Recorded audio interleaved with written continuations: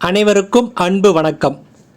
Ration card என்பது ஒரு முக்கியமான ஆவணங்களில் ஒன்றாக உள்ளது.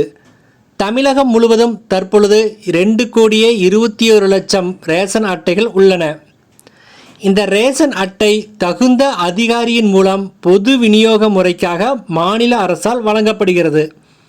இதன் மூலம் நியாய விலைக்கடைகளில் அத்தியாவசிய பொருட்களை பெறுவதற்கு உணவுச்சீட்டாகவும் பிற அரசு திட்டங்களில் பங்கேற்க அடையாள அட்டையாகவும் பயன்படுகிறது.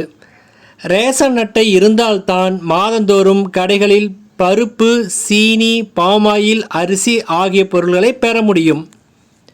இந்நிலையில் ரேஷன் அட்டைதாரர்களுக்கு வீடு தேடி சென்று வாகனங்கள் மூலம் ரேஷன் பொருட்களை விநியோகம் செய்ய தமிழக அரசு திட்டமிட்டுள்ளது.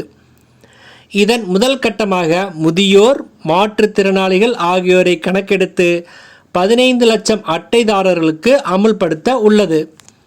வருகிற ஆகஸ்ட் மாதம் இத்திட்டத்தை செயல்படுத்த அரசு திட்டமிட்டுள்ளதாக கூறப்படுகிறது.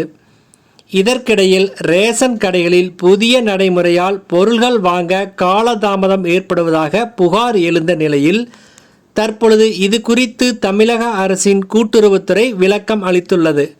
அதாவது மின்னணு எடை தராசுடன் விற்பனை முனைய கருவி இணைக்கப்பட்ட பிறகு ரேஷன் பொருட்கள் வழங்க 2 to 3 நிமிடங்கள் மட்டுமே ஆவதாக கூறியுள்ளது. நன்றி, வணக்கம்.